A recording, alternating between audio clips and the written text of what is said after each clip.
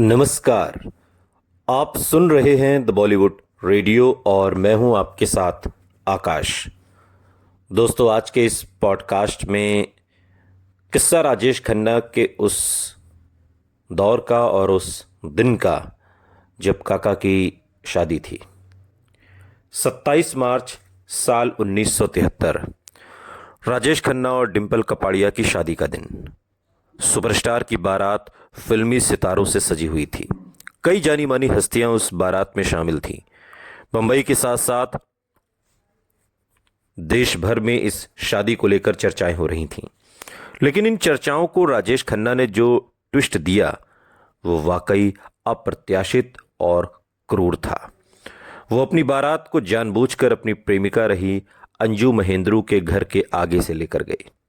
वो घर जो किसी जमाने में खुद राजेश खन्ना ने अपनी गर्लफ्रेंड अंजू महेंद्रू को तोहफे में दिया था। और अब वो अपनी बारात अपनी उसी गर्लफ्रेंड अंजू महेंद्रू के घर के आगे से ले जा रहे थे। और ऐसा लग रहा था कि जैसे जैसे उनकी फिल्में फ्लॉप हुई थीं, अपनी अपराजेय छवि को कायम रखने की उनकी भूख भी और ज्यादा बढ़ गई थी। अपने जहन में शायद उसी इमेज को बरकरार रखने के लिए उन्होंने अपनी ही एक दीवानी फैन से शादी कर ली थी। फैन जो उनकी स्क्रीन इमेज से बेहद प्यार करती थी। और जिस तरह की जल्दबाजी और गोपनीयता उन्होंने अपनी सगाई और शादी में दिखाई, उससे यह बात जाहिर होती है कि यह मामला सिर्फ रिबाउंड पर जोड़े रिश्ते का नहीं था, बल्कि यह फैसला उनके अंदर के गुस्से को भी जाहिर कर रहा था। वो शायद अंजू को यह दिखाना चाहते थे कि उन्हें एक ऐसी खूबसूरत हमसफर मिल सकती है जो सिर्फ उनकी अच्छाइयां देखती है, सिर्फ उनकी तारीफ करती है, सिर्फ उनकी अच्छी बातों को सुनती है। वो तुम्हारी तरह हमेशा सलाह नहीं देती, हमेशा नाराज नहीं रहती। वो मुझसे बहुत मोहब्बत करती है। राजेश खन्ना के साथ काम कर चुके कई लोगों की वाकई ये राय थी कि राजेश खन्ना ने यह फैसला अंजू से बदला लेने के लिए किया है। लेकिन अगर इस घटना पर गौर किया जाए तो सुपरस्टार का घायल दिल ही सामने आएगा। फिल्म आपकी कसम के अपने किरदार की तरह ही अपने रिश्तों को पूरी तरह अपने काबू में रखने की उनकी आदत ने उन्हीं रिश्तों को झकझोर कर रख दिया। जिंदगी भर वो अपने करीबी रिश्तों के पेंच को सुलझाने की कोशिश करते रहे, लेकिन बार बार रिश्तों के इन धागों में वो खुद ही इस कदर उलझते गए कि आखिर तक निकल ना सके। और उस दिन शादी में राज कपूर भी अपनी बॉबी को आशीर्वाद देने आए, जिसने फिल्म पूरी किए बिना शादी करने का बड़ा फैसला ले लिया था, जिसको ये मालूम भी नहीं था कि उसकी फिल्म बॉबी आने वाले दिनों में जब रिलीज होगी तो कयामत ला देगी। दिलीप कुमार भी बधाई देने पहुंचे।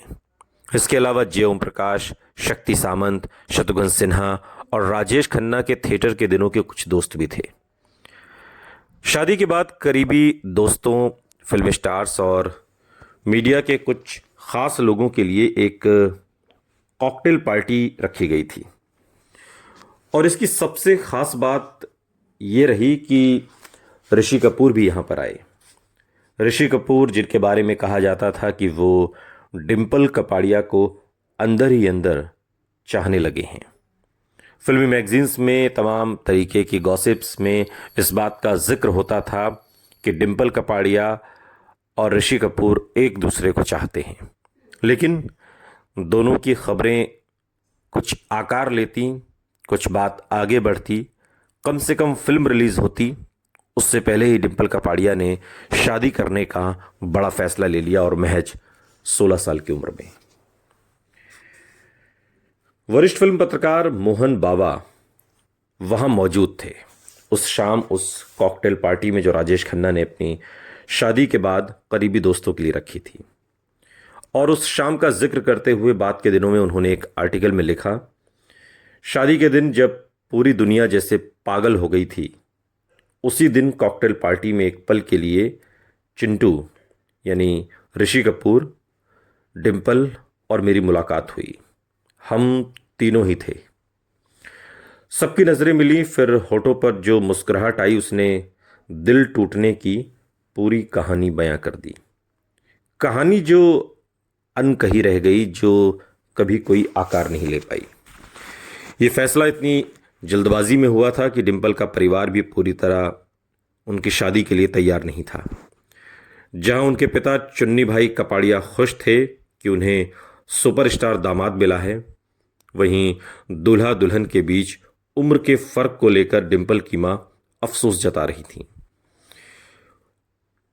वरिष्ठ फिल्म पत्रकार भारती एस प्रधान बाद के दिनों में बताती हैं कि डिंपल की शादी पर उनकी मां बिट्टी कपाड़िया रो रही थीं, क्योंकि उन्हें लग रहा था कि उनकी बेटी एक ऐसे शख्स से शादी कर रही है जिसकी उम्र डिंपल की बजाय उनकी उम्र के करीब है।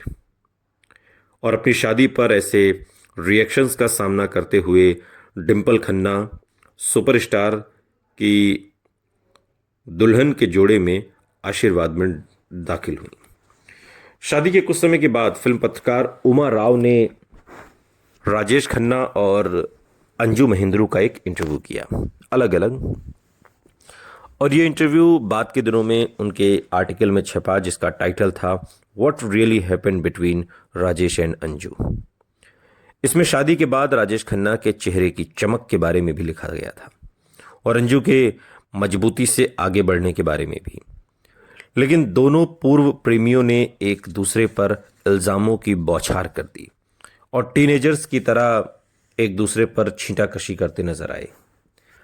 अंजू ने कबूल किया कि उनका रिश्ता घिसट रहा था और उन्हें ब्रेकअप से कोई हैरानी नहीं हुई। वहीं राजेश खन्ना ने माना कि डिंपल से शादी का फैसला उन्होंने रातों रात किया था।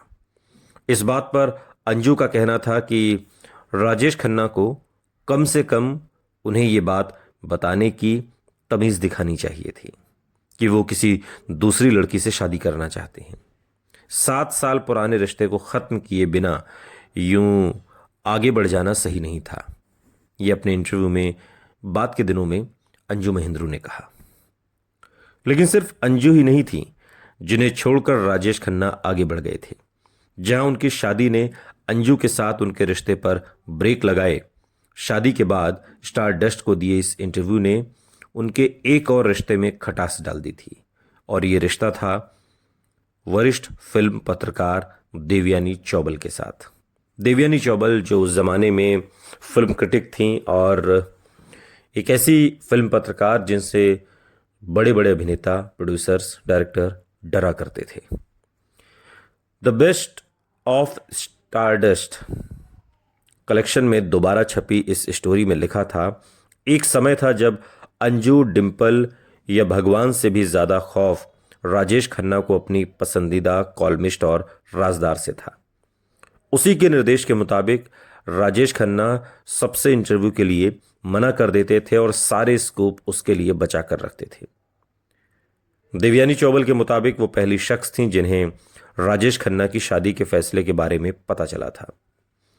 बीबीसी की डॉक्यूमेंट्री द बॉम्बे सुपरस्टार में रिपोर्टर जैक बिजी से बात करते हुए देवयानी ने बताया कि सुबह के 3 बजे नशे में धुत राजेश खन्ना ने उन्हें बताया कि उन्होंने डिंपल कपाड़िया को प्रपोज कर दिया है। और उन्होंने देवयानी को फोन इसलिए किया था क्योंकि वो उनसे वादा कर चुके थे कि अपनी शादी की खबर सबसे पहले वो उन्हें देंगे। देवयानी वाकई खास थीं। उन्होंने शादी के दिन राजेश खन्ना के सिर पर साफा बांधने की रस्म भी निभाई थी। लेकिन गड़बड़ी तब हुई जब राजेश खन्ना ने शादी के बाद अपना पहला इंटरव्यू देवयानी चौबल की बजाय किसी और को दे दिया, जिसमें वो अंजू के साथ रिश्ता खत्म होने की पूरी कहानी बताने वाले थे। और इस इंटरव्यू को देवयानी चौबल को न देने की वजह बताते हुए देवयानी पर किताब लिख रही फिल्म पत्रकार सुपर्णा शर्मा बाद के दिनों में कहती हैं कि राजेश खन्ना की शादी में शामिल होने के बाद उसी रात देवयानी अंजू से मिलने गई थीं। वो अंजू को कई साल से जानती थीं, लेकिन राजेश खन्ना को इस बात का पता चला तो वो बहुत नाराज हुए। हो सकता है कि देवयानी को इंटरव्यू न देने के पीछे ये वजह रही हो कि उन्होंने शादी के दौरान या शादी के बाद अंजू महेंद्रू से जाकर पर्सनली मुलाकात की। स्टारडस्ट में उमा राव ने लिखा कि राजेश खन्ना ने अपनी कॉलमिस्ट दोस्त को खो दिया था। उसने देवयानी ने ये स्टोरी हमें देने के लिए स्टारडस्ट को राजेश खन्ना को कभी माफ़ नहीं किया। बीबीसी की डॉक्यूमेंट्री में देवयानी ने कहा कि मैं अब उससे नहीं मिलती, वो अपनी इमेज का बुरी तरह शिकार है।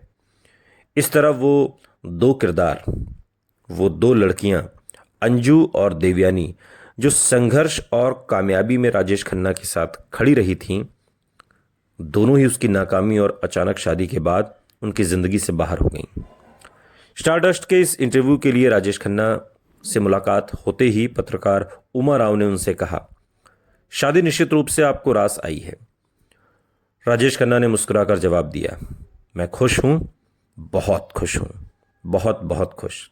मेरी सारी टेंशन दूर हो गई, मैं पूरी तरह से तनाव मुक्त और शांत हो गया हूं। राजेश खन्ना को मालूम था कि गॉसिप कॉलम उनकी शादी को पब्लिसिटी स्टंट बता रहे हैं और ऐसी बातें लिख रहे हैं जिससे यह लग रहा है कि इस पूरे मामले में निकी यानी अंजू महेंद्रू के साथ धोखा हुआ है। अंजू महेंद्रू को राजेश खन्ना प्यार से निकी कहते थे और इन्हीं पलों में राजेश खन्ना ने उमा राव को इस टूटे हुए रिश्ते पर अपना पक्ष देने का फैसला कर लिया।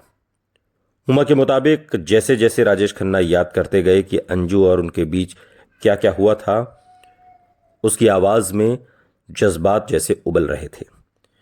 आंखें दबे हुए गुस्से में दहक रही थीं। कुटिल मुस्कान के साथ वो आसमान में देख रहे थे और अपमान भरी बातें सुना रहे थे।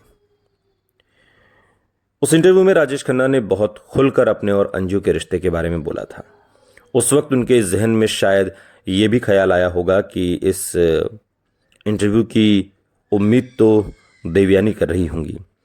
जब ये पत्रिका देखेंगी तो शायद उसे झटका लग जाएगा, मगर जब ये पत्रिका छप कर आई तो झटका खुद राजेश खन्ना को लग गया। वो बुरी तरह नाराज हुए। उनकी नाराजगी की असली वजह जानने में उमा राव को कई घंटे लग गए। वो चीखे, डैम इट, ये मेरी कवर स्टोरी है और तुमने उसको तस्वीर कवर पर लगा रखा है।